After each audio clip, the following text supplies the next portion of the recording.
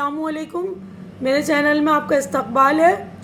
ये छठी क्लास की किताब जान पहचान का सबक नंबर 3, जिसमें हुर्फ है नून, छोटी ए, बड़ी ए। तो छोटी ए में जैसे कि मैंने लिख दिया है हिंदी के ई, तो बड़ी ई की आवाज़ आती है और ए की आवाज़, बड़ी ए में ए की आवाज़। और नून में तो पता ही ना की आवाज़ आएगी। तो नून से नहर, नून से नल, छोटी ए, बड़ी ए। जब किसी अल्फाज के शुरू में लगता है तो छोटी ए बड़ी ए की आवाज़ जो है य की आती है, य। जो छोटी ए बड़ी ए से यक्का, यो यो। ठीक है, अब नेक्स्ट पेज पर आएंगे हम। यहाँ पर देखिए, मैं इनके अल्फाज पढ़ दे रही हूँ।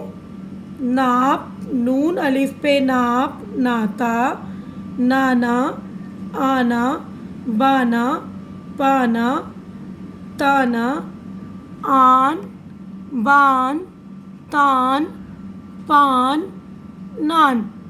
अब ये यहाँ पर देखिए नीचे ये छोटी सी जो है खड़ी जेर बनी हुई है, तो ये छोटी ये है बीच में, इसका मतलब।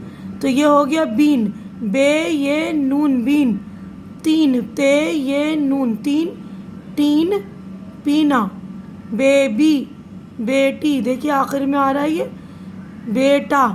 अब बड़ी ये आ रहा है तो आते, ते ये ज़ेर, ते, आने, पापे, बेटे। अब ये हो गया बैन, पैन, इसमें बड़ी है तो बे ये ज़बर बै हो गया और नून साकिन, बैन, पैन, नैन। अब उसके बाद है अलिफ के ऊपर मद लगाया है, तो पीछे इसबाक में मैंने बता दिया था अलिफ के ऊपर मद लगने से आ की आवाज़ आती, बड़ी आ। बड़े आ से आम होता है ना हिंदी में, तो आ या, ता या। अब इसमें अलिफ लगेगा जैसे, और अलिफ में मद लगती है तो आ की आवाज़, और दूसरे हुरूफ में ता के साथ, जैसे ता के साथ अलिफ लगा, ता या, पा या। ठीक है, अब उसके बाद अगला क्वेश्चन है इन हुरूफ को लिखवाइए। तो आपको यहाँ पर जो है प्रैक्टिस करनी, राइटिंग करनी है नून की। देखिए नून ऐसे बनेगा। देखिए उर्दू अल्फाज जो होते हैं, उर्दू हुर्फ जो होते हैं, हमेशा राइट हैंड से शुरू करते हैं। शुरू यहाँ से हम शुरू करेंगे नून लिखने की प्रैक्टिस, ऐसे करके यूँ नुक्ता बीच में। अब अगले सफ़े पर आएंगे हम। देखिए अब अगले नेक्स्ट पेज पर जो है छोटी ये, तो यहाँ पर आपको इसकी प्रैक्टिस करनी है। तो छोटी ये ऐसे लिखेंगे, पहले यूँ करके फिर ऐसे, ठीक है। और बड़ी ये देखिए ये ऐसे।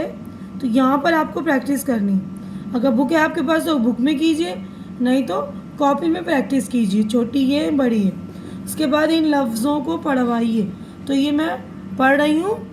पानी पीना, तीन, पान, नाना नानी, बेटा बेटी, बेबी आना, बेटा बेटी आना।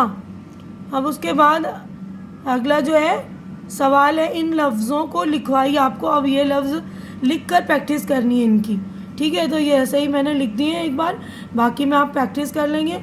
आन जैसे अलिफ, उसके ऊपर ऐसे मद लगाएंगे, फिर नून, आन, फिर नाप, बीन, बेबी, पाना।